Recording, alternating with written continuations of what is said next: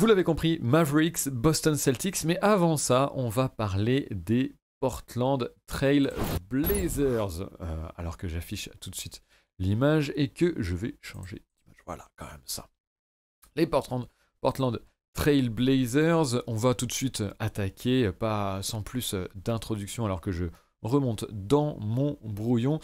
Une saison, comme pour beaucoup d'autres équipes, difficile pour les Blazers qui échappent de peu au play-in. C'est vrai qu'ils arrivent en 6e position à l'ouest.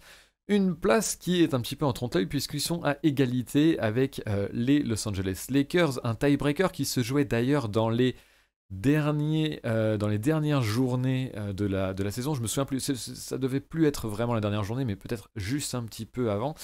Et les Blazers qui étaient un petit peu l'année dernière pendant très longtemps une anomalie statistique puisque pour un classement pareil, un classement aussi bon, pendant très longtemps ils ont eu un net rating négatif, ce qui est vraiment particulier et qui plaçait plusieurs équipes de l'Ouest avant eux dans le classement et qui était donc une anomalie puisqu'en fait c'est dans le clutch et dans les victoires serrées que Portland réussissait à se maintenir son bilan de 2 victoires, bien aidé par Damian Lillard, ce monstre. Et Smile nous dit déjà j'ai mal à mon Lillard, et vous comprendrez bien sûr pourquoi si vous n'avez pas encore suivi la saison des Blazers à travers cette preview.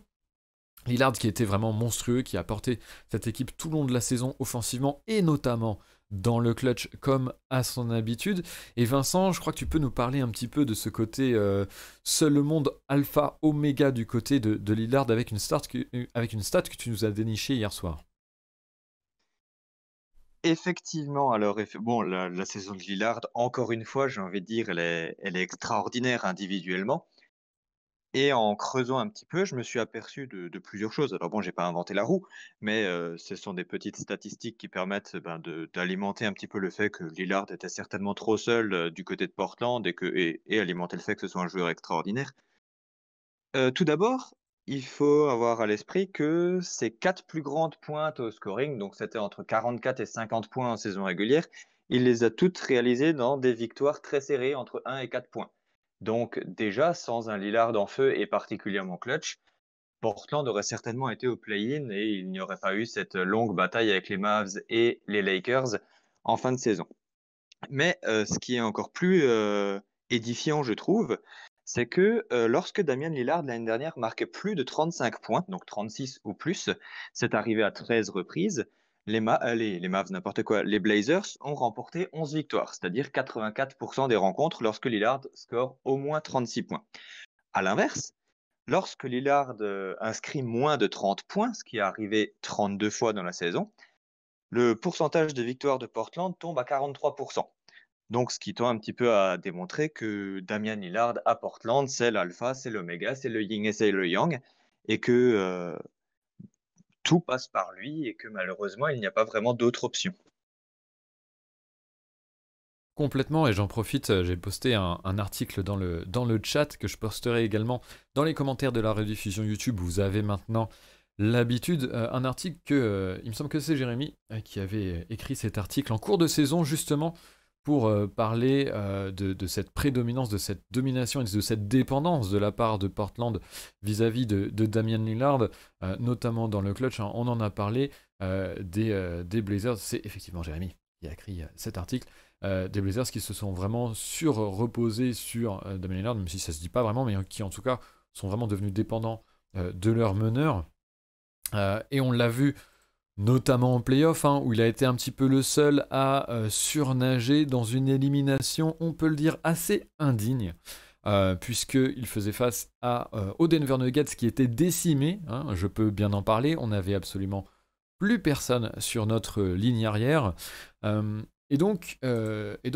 ce n'est Portland, si ce n'est Lillard, a vraiment sombré et on l'a vu bien seul essayer de porter ces Blazers. On parle bien évidemment du match, notamment du dernier match à 55 points avec double overtime qui ne suffira pas à faire passer les Blazers et qui devront s'incliner alors que Lillard aura tout fait pour porter l'équipe. il est très seul, Damian Lillard, dans la saison. On peut également quand même, pour un petit peu nuancer cette problématique, il fait aussi avec les blessures de McCollum et Nurkic. Vincent, je pense que tu peux en parler également un petit peu. Yes, alors effectivement, McCollum et Nurkic qui sont arguably les options numéro 2 et numéro 3 de Portland. McCollum a raté 25 matchs de saison régulière, tandis que Nurkic en a raté 35, mais c'est un petit peu une constante pour lui depuis le début de sa carrière, puisque j'ai regardé, il a joué 355 matchs de saison régulière depuis qu'il a mis un pied en NBA, 355 sur 532. Donc c'est exactement 66,7% des rencontres, donc il joue 2 rencontres sur 3, il en rate une sur 3 surtout. McCollum blessé, et ce qui est surtout dommage, c'est qu'il s'est blessé au bout de 13 rencontres. Il avait fait 13 premières rencontres de très haute volée, puisqu'il tournait à 27 points par match avec 4 rebonds et 5 passes décisives. Donc autant dire qu'il était parti pour être All-Star peut-être pour la première fois de sa carrière. Le tout avec 44% de réussite à 3 points en 11 tentatives. Donc CJ McCollum, au début de la saison, il était absolument injouable. C'était un petit peu moins le cas. Enfin, il est plus revenu dans ses standards habituels, certes très bon, mais il est un petit peu redescendu de son nuage lorsqu'il est revenu à compter de la mi-mars. Toutefois, simplement pour le faire remarquer, sur les 25 rencontres que McCollum a ratées, Portland en a gagné 14. Donc ça fait 56% de victoire. Et c'est le même pourcentage sur les rencontres ratées par Nurkic. Donc sur les 35 rencontres manquées par le pivot, Portland en a gagné 20, 57% de victoire. Sachant que le bilan de Portland au total, c'est 42 victoires pour 30 défaites, soit 58% de victoire. Donc on voit que sur le bilan purement comptable, les absences de ces 2 joueurs n'ont pas impacté le bilan de Portland. Par contre, peut-être que ça a impacté l'état de forme de Lillard, qui est peut-être arrivé un peu en playoff sur les rotules. L'état de forme de Lillard, certes, mais je pense que tu touches quand même un bon point et on va y venir. C'est bien, ça permet de découvrir ce qui est le réel problème de ces Trailblazers, et depuis des années maintenant, ce ne sera pas une surprise. Mais c'est bien l'aspect défensif, et ça montre aussi, c'est aussi une ode à Lillard pour dire que Lillard, quoi qu'il arrive, est tellement fort qu'il maintiendra un plancher offensif extrêmement élevé, puisque comme tu viens d'en faire la démonstration, on voit que même avec McCollum ou Nurkic, ou surtout sans, l'offense des Blazers se maintient, puisque c'est grâce à ça qu'ils font leur bilan, leur victoire. Et on a vu que leur bilan se maintenait, ou en tout cas était similaire, que ce soit avec ou sans Nurkic et McCollum. Donc ça montre bien que ces 2 joueurs-là n'apportent pas du côté défensif du terrain. Sinon, on verrait une amélioration en termes de bilan quand ils sont présents, et une diminution du nombre de victoires quand ils sont absents, ce qui n'est pas le cas.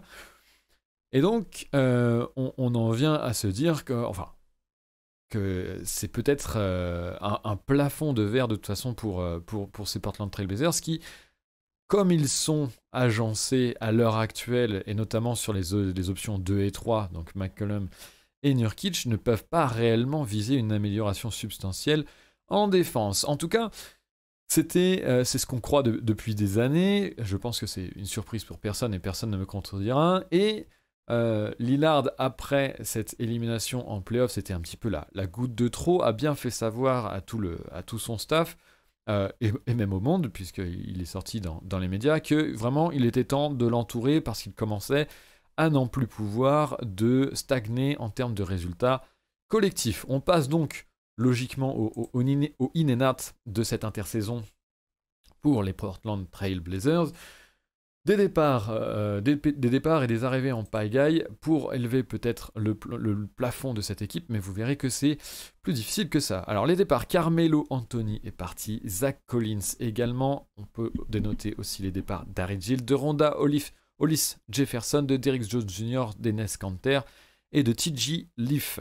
Les arrivées, Marquise Chris arrive, ainsi que Ben McLemore sur les postes d'arrière. Larry Nance Jr. arrive, et on va en reparler tout de suite. Patrick Patterson, Dennis Smith Jr. et Cody Zeller. Alors qu'il y a également la draft, et Vincent, tu peux nous en parler rapidement de la draft des Blazers. Très rapidement, effectivement. Donc, les Blazers n'avaient pas de choix au premier tour. Ils ont sélectionné en position 43 et ils ont sélectionné Greg Brown, troisième du nom, un jeune joueur de 20 ans qui a fait qu'une année à l'université du côté de Texas. C'est un ailier fort, ailier ou ailier fort qui peut jouer un petit peu les deux positions. Et c'est un prospect typiquement américain, si on peut dire. On va parler ensuite dans la prochaine preview d'un joueur qui est peut-être typiquement européen avec Luka Doncic. Là, Greg Brown, troisième du nom, c'est plutôt un profil américain, c'est-à-dire que c'est un athlète extraordinaire. Il fait, bon, déjà, il a les mensurations pour lui, il fait 2,6 m, 95 kilos. Il est ultra athlétique, rebondissant et mobile. Mais par contre, il a encore des grandes carences techniques qui ne sont pas suffisamment développées. C'est une espèce de diamant à polir. Mais pour l'instant, ces carences techniques, ça se retrouve assez largement dans son jeu, que ce soit dans la passe, où il perd plus de ballons qu'il ne réalise de passes. Il a un petit peu cette problématique de tunnel vision. On la retrouve aussi au tir, avec une mécanique un petit peu fluctuante, et surtout en défense, ce qui est son grand point faible. Et ce qui explique aussi pourquoi il ne jouait que 20 minutes l'an passé, alors qu'il était projeté à la base dans le top 20 de la draft. Voilà, s'il ne jouait que 20 minutes, c'est parce qu'il ne défendait rien de plus que son ombre, ou presque. Voilà, c'est un talent brut à développer qui sera appelé lors de cette première saison à avoir un rôle, somme toute, mineur, peut-être même inexistant. Ce serait peut-être pas déconnant de le voir en G-League pour sa première saison. Mais tu fais bien de le préciser. FD nous confirme ton avis. Il aurait dû rester à Texas. Pour l'instant, aucun skill niveau NBA. Bocho, j'ai du mal à voir en quoi c'est un upgrade cette intersaison pour les Blazers. Ça sent la stagnation. Cette affaire. Hier, je disais que Kuminga était un super athlète, mais pas un joueur de basket. Bah, à côté de Greg Brown, Kuminga, c'est Doncic. Voilà, c'est pour vous placer un petit peu l'impact potentiel de ces drafts sur les Blazers et surtout un moyen pour nous d'être un petit peu exhaustifs et professionnels déjà. Merci Vincent pour ce petit bilan draft en plus. C'est important. Mais aussi et surtout pour dire que dans ces mouvements de l'été, il n'y a pas vraiment d'upgrade défensif, alors que ce sera certainement le point d'achoppement et le point de développement qui est nécessaire à cette équipe de Portland pour élever son niveau de jeu. Si ce n'est peut-être l'arrivée intéressante de Larry Nance Jr. et qui va poser des questions, notamment sur le 5 majeur. On y vient, alors que je l'affiche. Damian Lillard, CJ McCollum, Norman Powell, Robert Covington et Youssouf Nurkic, vous le voyez à l'écran. Et on s'interroge, Vincent, par rapport à ce 5 majeur et cette arrivée de Larry Nance Jr. qui nous amène à potentiellement une évolution logique pour qui chercherait un petit peu plus d'impact défensif. Est-ce que tu peux nous en parler ?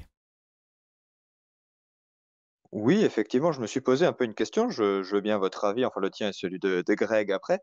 C'est sur le papier, effectivement, le 5 majeur qui est projeté à l'écran, c'est peut-être le 5 majeur le plus logique avec ce trio d'extérieur, Lillard, McCollum, Powell.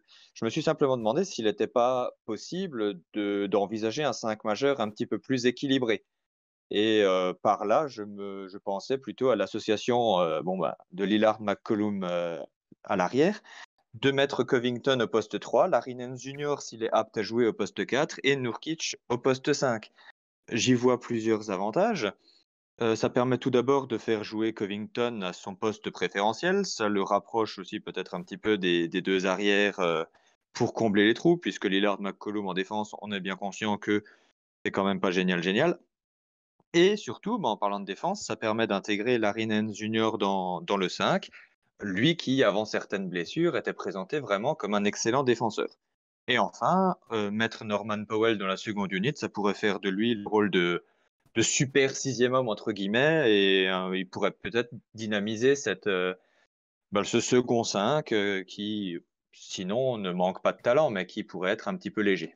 Avant de passer la parole à Greg pour nous dire ce qu'il en pensera en termes d'upgrade défensif et s'il croit que ça peut réellement apporter à cette équipe, je voudrais même potentiellement aller plus loin. Alors, je sais qu'il y a toujours ce problème de statut en NBA des joueurs et qu'on ne les déplace pas comme des pions aussi facilement entre première et seconde unité. Mais pour aller encore plus loin dans ton idée, et peut-être par séquence, ce serait intéressant de voir ça de la part de Portland. Vincent, tu parlais d'avoir un un vrai playmaker scoreur dans la seconde unité, en tout cas qui puisse faire le lien dans la seconde unité en la personne de Powell. Moi, je me dis que ça peut être la place aussi de CJ McCollum, puisque tu l'as absolument bien dit. On le sait à quel point le backcourt Damian Lillard et CJ McCollum est une aberration en défense, et à quel point ils sont passoires, hein, tout simplement. À un moment, il va falloir le dire. Et que cette amélioration du 5 que tu prônes, et avec laquelle je suis d'accord, de mettre Larry Nance Jr. en 4, Robert Covington en 3, serait de la défense de front court qui peut-être n'arrivera pas à pallier à cette absence de défense dans le backcourt. Je me dis que si CJ McCollum, s'il était chef de seconde unit, on pourrait décaler Norman Powell en 2, remettre Robert Covington en 3 comme tu l'entendais très bien, et mettre Larry Nance Jr. en 4. Et là, d'un coup, on verrait que puisque Damian Lillard s'occupe de toute façon de l'offense, du niveau plancher de l'offense de cette première unit, on a par contre vraiment 3 joueurs qui peuvent défensivement impacter un petit peu plus positivement cette équipe, et CJ McCollum qui ferait son beurre avec la seconde unité, où ses errements défensifs seraient certainement moindres, ou en tout cas moins impactants.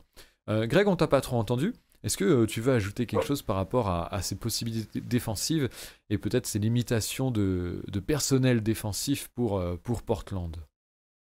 Ouais, bien sûr, bah, tu l'as dit, comme les joueurs, c'est pas des pions, tu peux pas les déplacer comme ça en dehors du 5.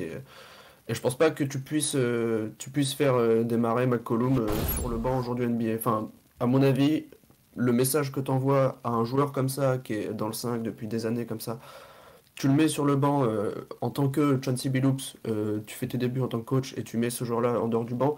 Je pense pas que, enfin en dehors du terrain, pardon. Je pense pas que ce soit possible dès le départ. En revanche, par contre, tu peux le faire sortir 2-3 minutes avant Lillard.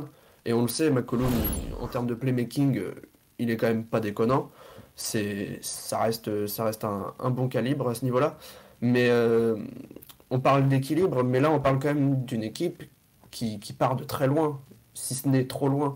Et ok, on nous vend une amélioration défensive avec les arrivées de Larry Nance, etc. Surtout le départ d'Enes Kanter, parce que ça te faisait aussi de gros problèmes, que ce soit sur le backcourt et sur le front-court. Et on nous vend cette intersaison comme si elle était bonne, sauf que là on parle quand même d'une équipe. Portland l'année dernière, ils se prennent 125 points par OKC, qui est dernier offensive rating de la ligue. Ils se prennent 129 points par les Rockets, qui est le 27e offensive rating de la ligue. Donc c'est pas en changeant une seule pièce dans ton 5 que tu peux espérer faire mieux. Le problème, c'est que Portland, de toute façon, ne peut pas. Ils n'ont pas le cap space, ils peuvent rien faire. Et ils peuvent proposer que ça à Lillard, qui a fait faire un nombre d'insuffisances respiratoires incommensurable aux fans des Blazers cet été, avec ses tweets assez indirects niveau collégien, pour faire réagir le front office. Et au final, bah, le front office se retrouve à faire des moves. C'est pas des panic moves, parce que bah, ça a été fait tout au long de l'été, mais c'est pas des moves impactants. Je pense pas que Larry Nance Jr., si tant est qu'on puisse le voir enchaîner 30 matchs de suite, change énormément de choses à cet effectif. Alors bien sûr, en termes de cohésion, c'est mieux. Et t'as aussi plus de possibilités à avoir des joueurs cache-misère. Mais c'est pas avec des cache-misère que tu vas aller gagner un titre. Lillard, il l'a dit, on n'était tout simplement pas assez bon pour gagner. Je pense pas que cette équipe-là soit beaucoup plus cohérente et beaucoup plus crédible pour aller passer quelques tours en playoff. Là, on parle quand même d'une équipe qui, depuis 2013, stagne complètement.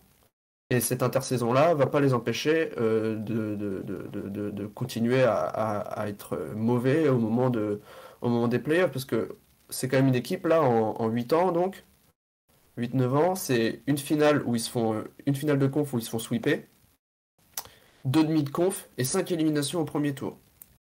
Avec l'élimination assez symptomatique dont on parlait tout à l'heure contre Denver, enfin contre Nikola Jokic, parce que c'était même pas Denver, c'était ce grand Serbe au milieu de la foule là, et tu passes toujours pas, alors que t'as Lillard qui va te mettre 55 points.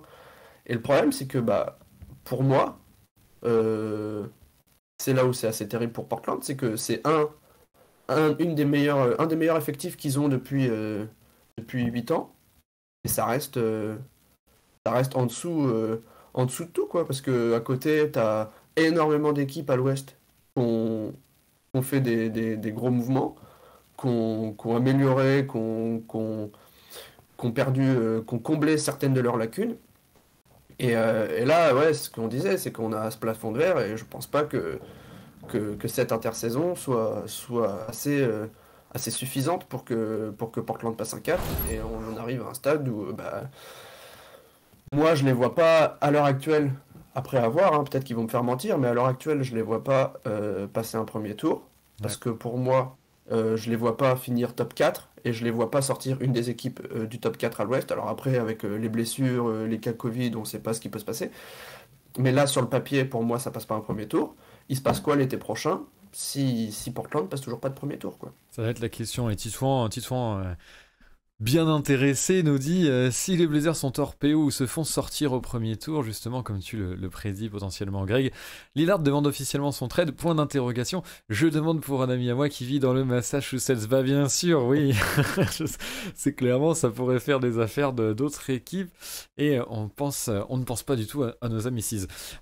Juste avant, FD et Titouan, encore une fois, parlaient de l'arrivée de Cody Zeller qui, effectivement, défensivement, peut apporter, effectivement, quand celui-ci joue, hein, puisque on sait aussi que The Pivot est habitué un petit peu aux blessures depuis son arrivée dans la ligue, même si, et comme je pense Vincent, je peux concevoir effectivement que défensivement ce soit intéressant Cody Zeller comme profil.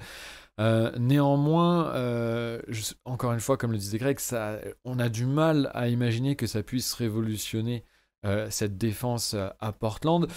Il y a quand même un changement dont on n'a pas parlé pendant cette intersaison, qui ne vient pas des joueurs, mais qui vient du coaching staff, puisque Terry Stotts faisait ses valises après voilà, des années d'échecs, comme tu le montrais, tu le démontrais, tu le rappelais si bien, Greg.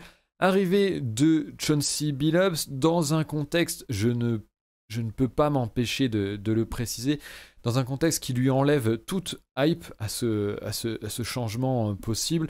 On ne reviendra pas plus en avant sur les accusations portées à l'encontre du nouveau coach des Blazers. Mais force est de constater que la gestion de ce problème au niveau du GM a été plus que calamiteux et à critiquer, et que, encore une fois, voilà, elle a retiré toute hype potentielle de ce qui pouvait advenir de bon de ce changement. Pas forcément de meilleur augure. Après, ça ne concerne pas le sportif, mais ça a quand même du poids, je pense, dans la dynamique d'une équipe. C'est pas forcément la meilleure des choses à amener comme... à montrer en début de cycle. Il y a un dernier point que soulève Val, c'est l'importance peut-être de Nurkic. Alors, peut-être pas dans le jeu, puisque de toute façon, on connaît ses points positifs à Nurkic. C'est un pivot qui est fort physiquement, qui peut marquer plus ou moins seul ses points dans la peinture, qui également, et surtout, c'est là où il a été très positif pour Portland, qui est plutôt bon dans son passing game sur le short roll après pick and roll, en roulant vers le cercle. Il peut aller il peut aimanter l'aide, on va dire ça comme ça, et décaler, kicker à l'extérieur sur les shooters, puisqu'il a un bon jeu de passe. C'est comme ça que l'offense de Portland devient un petit peu moins héliocentré autour de Lillard ou de McCollum. C'est vrai qu'il apporte ça, néanmoins, encore une fois, défensivement, Nurkic n'est pas trop ça. Et puis, surtout, le jeu de Nurkic, le problème de Nurkic, c'est les absences, hein, ses blessures. Il est assez injury prone depuis 2 saisons. On n'a pas, malheureusement, le loisir de le voir de manière consistante sur le terrain. Et puis, comme le disait Vincent tout à l'heure, on l'a bien vu, son absence ne change pas vraiment le bilan de ces Blazers. Néanmoins, Nurkic est un contrat expirant puisqu'il sera free agent la saison prochaine. Et il faudra peut-être voir si sa valeur peut, s'il peut prendre en valeur jusqu'à la trade deadline. Ça pourrait être un potentiel asset pour des trades, alors que, comme tu le disais, Greg, la situation de Portland est peut-être un petit peu bloquée à ce niveau-là. Peut-être qu'un package McCollum-Nurkic pourrait être intéressant. Vous parliez de Ben Simmons, non, bien sûr, bon, on en a un peu parlé dans l'intersaison, Ben Simmons, mais aussi peut-être d'autres profils, ça pourrait être des éléments qui permettraient à Portland de briser ce plafond de verre. Si on ne voit pas une amélioration défensive du côté des terrains, bon courage en tout cas à Chauncey Billups pour insuffler cela à son groupe. On va lire un petit peu les messages du chat avant de passer à la suite, puisqu'on a encore un gros morceau à venir et qu'il est déjà 12h45, même si on a commencé un petit peu en retard, il est vrai. Alors, je vais me faire l'avocat du diable, mais Terry Stotts, malgré ses erreurs en playoff, c'est pas le coach avec le plus de qualifications en playoff, tout en ayant une équipe pérave. Peut-être, c'est vrai, Titouan, que ça peut se discuter. Néanmoins, je pense qu'à un moment, il faut aussi savoir passer un cycle. Alors, c'est toujours difficile de changer de coach. Tu ne sais jamais vraiment, tu sais toujours ce que tu perds, jamais vraiment ce que tu vas récupérer. Surtout que Chauncey Billups, c'est, on le rappelle, une première expérience en tant que head coach pour lui. Néanmoins, je pense que voilà, les Blazers, on l'a vu là, avec l'élimination dernière des playoffs, ils arrivaient vraiment en fin de cycle. Et quand c'est comme ça, il faut savoir changer des choses, parce que si tu laisses tout en place, c'est vraiment la pire situation pour que ton équipe puisse exploser potentiellement durant la saison.